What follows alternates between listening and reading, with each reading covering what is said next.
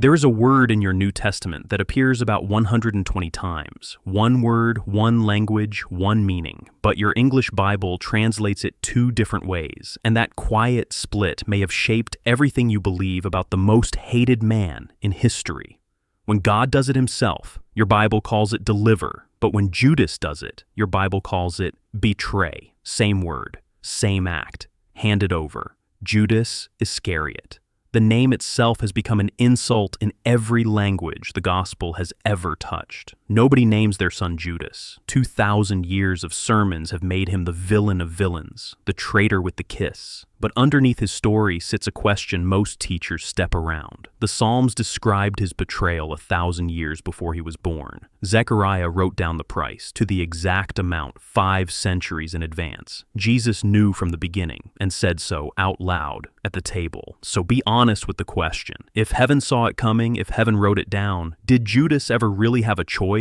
Or was he a man born condemned, cast in a role he never asked for, damned so that we could be saved? And understand why this matters. That question is not really about Judas. It is about you. Because if God's foreknowledge canceled Judas's freedom, then it cancels yours too.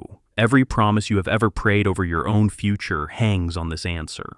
The answer is hiding in 3 Greek words, one dipped piece of bread and one other man who fell the very same night. Let us open the text.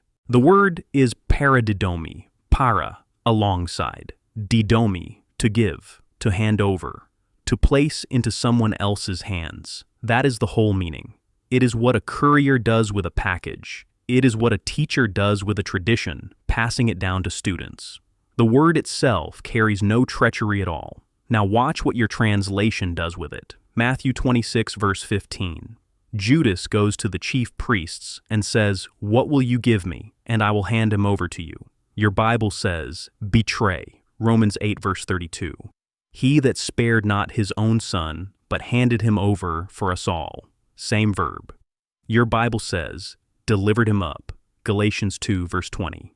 The Son of God who loved me and handed himself over for me. Same verb again. Your Bible says gave himself. And the Gospels go one step further. When they need a nickname for Judas, they do not call him the traitor. In Matthew, Mark, John, again and again, he is simply ho paraditis, the one handing over. It is a job description, not a curse. Even Jesus takes the same verb onto his own lips. Mark 14, verse 41. The Son of Man is handed over into the hands of sinners. So follow the word through that one night. Judas hands Jesus to the priests. The priests hand him to Pilate. Pilate hands him to the soldiers. And above all of it, the Father hands over the Son, and the Son hands over himself. 5 sets of hands on one verb. The Greek refuses to give Judas his own private word for what he did. English gave him one. And once he had his own word, betray, he became a different species of sinner in our minds, something we could never be. Be careful there. You assume the moment you make Judas a monster, you make yourself safe. The text will not let you. Now the prophecy problem, and let us state it at full strength. Psalm 41 verse 9. Mine own familiar friend, in whom I trusted, which did eat of my bread, hath lifted up his heel against me. 1,000 years before that supper, David wrote the scene. And at the table in John 13, Jesus quotes that exact psalm and says it is about to be fulfilled in front of them. Zechariah 11. So they weighed for my price 30 pieces of silver, not silver in general, 30 pieces. And here is the detail that should stop you. In Exodus 21 verse 32, 30 shekels of silver is the compensation price for a slave killed by an ox, the lowest payout in the law of Israel. 500 years early, the prophet recorded not just the betrayal, but the insult. They would price the Lord of glory at the value of a dead slave. So the events were foretold. Scripture says so plainly. But now read the one sentence where Jesus holds the whole tension in his own hands. Luke 22 verse 22.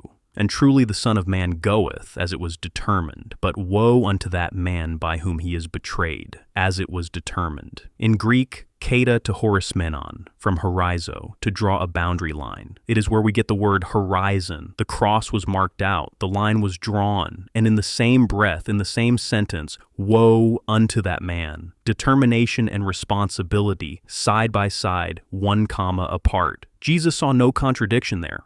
Why not? Because knowing is not forcing. A prophecy is a record written early. It is not a rope around a man's hands. Foreknowledge sees the choice. It does not reach in and make it. You have felt a small copy of this yourself. You have watched someone you love walk toward a decision you could see coming from a mile away. You warned them. You lost sleep over them, and they walked into it anyway. Your knowing did not make them do it. It only broke your heart in advance. Now scale that up to a God who stands outside of time and sees every road at once. Nothing that is known about you has ever taken your hands off your own choices. Quick word before we continue. If these studies are feeding you, consider supporting the channel. The description shows how, and it helps keep every study free. Now, back to the table. Because if you want to know whether Judas had a choice, do not start with the prophecies. Start with the open doors and count them. Begin a full year earlier. John 6. Jesus looks at the 12 and says, "Have not I chosen you 12, and one of you is a devil?" John adds, "He spake of Judas Iscariot." Jesus knew a year out. And what did he do with that knowledge? He did not expose him. He did not expel him. He kept him in the 12, sent him out preaching with the others. And by John 12, we learn that Judas even carried the money bag. The Lord who knew placed the treasury in the hands of the thief. If foreknowledge worked the way we fear it works, Judas would have been pushed out at the start. Instead, he was pulled closer. John 13. Jesus rises from supper, ties a towel around his waist, and washes his disciples' feet. Count them. 24 feet were washed that night, and 2 of them belonged to Judas. The hands that knew everything washed the feet that were about to walk to the priests. Then the morsel. In that culture, the host would dip the choicest piece of bread into the dish and hand it to one guest. It was not random. It was the place of honor at the meal, affection made visible. John 13, verse 26. Jesus dipped the morsel, the somion, and handed it to Judas. With the psalm of betrayal still hanging in the air, Jesus gave his betrayer the gesture of the honored friend, one last open door. And watch the order of the next verse, because everything lives there. John says the intention was already in Judas's heart when supper began, but only after the SOP, after the morsel of friendship was received and the plan was kept anyway. Only then does John write the terrible sentence. And after the SOP, Satan entered into him. Satan did not kick down a locked door. He walked through one that Judas had been holding open for days. Even at the end, in the garden, with the torches already lit and the kiss already spent, hear the first word out of Jesus' mouth. Matthew 26, verse 50. "Friend, wherefore art thou come? Friend, not traitor." To the last minute of the last hour, the door swung open. Count the doors that were held open for him, and then ask yourself honestly, who closed them? Now the second Greek word, and it is the one that hides a biography. In John 17, praying to the Father, Jesus calls Judas the son of perdition. In Greek, huiostes apoleias, the son of Apoleia,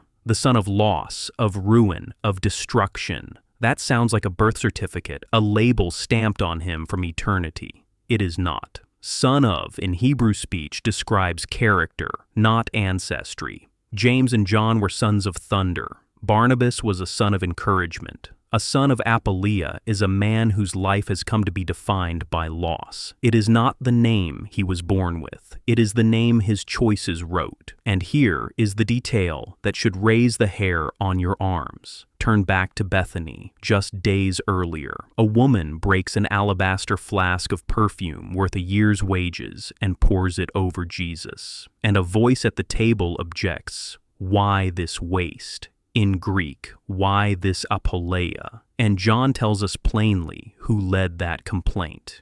It was Judas. John even tells us why. He was a thief, and he had the bag, and bare what was put therein.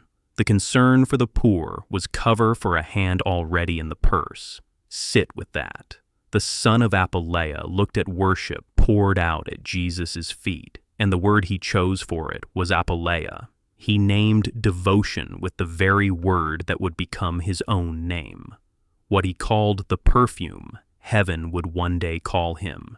You do not become a son of loss in one night. You become it one small verdict at a time, every time your heart looks at love poured out and calls it waste. Later, in Acts 1, Scripture writes its last line about him. Judas went to his own place. In Greek, ton topon ton idion, not a place assigned to him, a place that was his. He did not fall into his ending. He walked there, step by chosen step. So watch what your heart calls waste. It is quietly telling you what your heart calls God. And now, the strongest answer in this whole study. It was sitting at the same table. Judas was not the only man at that supper whose fall was prophesied that night. Luke 22, Simon, Simon, behold, Satan hath desired to have you, that he may sift you as wheat. And then, to the hour and to the number, before the rooster crows today, you will deny 3 times that you know me. Peter's collapse was foretold in detail. 3 denials, before dawn. And it happened exactly as spoken, while Jesus stood on trial a courtyard away. So face the logic. If prophecy cancels choice, then Peter had no choice either. Yet in 2,000 years, nobody has ever argued that Peter was forced to deny his Lord. Nobody calls Peter a puppet. And listen to what Jesus said to Peter in the very same breath as the prophecy.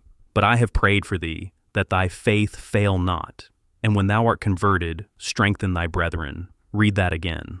Before the denial ever happened, Jesus was already speaking about the other side of it. He prophesied the fall and prescribed the recovery in one sentence. That is not a God rigging a man's ruin. That is a God holding a man's rope before the man even knows he is going to slip. 2 men, 1 night, 2 prophesied falls. The difference between them was never the prophecy. The difference shows up in one last pair of words, Matthew 27, verse 3, in the Old King James. Judas repented himself, but the Greek word there is metamelomai, regret, remorse, the sickness of consequence. It is not metanoia, the turning word, the come home word.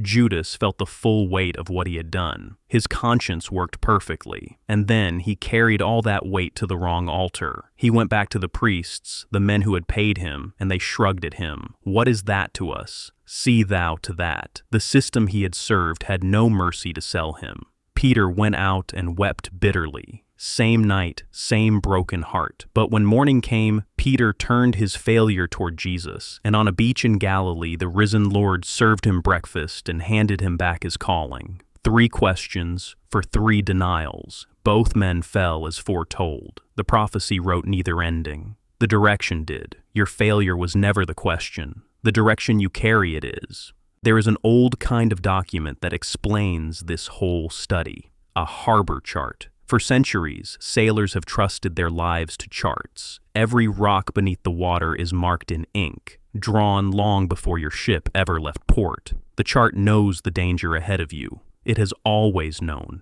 And in all the history of the sea, no drowning sailor has ever said, "The chart sank my ship." A chart does not reach up through the water and drag a hull onto the stones. It sees, it marks, it warns, in ink, keep away from here. And when a man steers onto a charted rock, the map did not force him. He sailed past a warning that was drawn in love, for him. That is prophecy, written in ink and deep water. God's foreknowledge is his chart. It is never his hand seizing your wheel. So, did Judas have a choice? He had 3 years of them. He had sermons and miracles, a shared purse, a washed pair of feet, a morsel of honor, a psalm sung in his hearing, and a friend's greeting in the garden with the torches already burning. The door was open at every step, and Scripture's honest answer is yes. He chose. And that yes is the best news in this study, because it means the prophecy over your life has not written your verdict either. Foreknowledge is not condemnation. God reads your story ahead of you and still holds your seat at the table. He knew Peter would deny him and built his church on him anyway. He knew Thomas would doubt and showed him his hands anyway. He knows every place you will fail him this year, and he has already set the table for the meal on the other side of it. Somewhere in your story, there is a night you are ashamed of. The question was never whether God saw it coming. He did. The question is, which direction you carry it now, to the rope of your own regret, like Judas, or back to the table, like Peter, where the first word for a failing friend is still friend. That road is open today, from anywhere. If this study opened the text for you, subscribe and leave a comment with the hard question you want us to open next. If you would love to hold on to studies like this one, you will find beautifully illustrated companion study guides in the Simply Real store, linked in the description. They are made with the same care as these videos, and they help keep every study here free.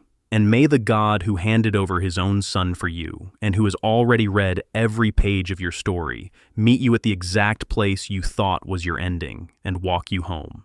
God bless you. Until I come your way next time, as always, sending you love, light, and a hug.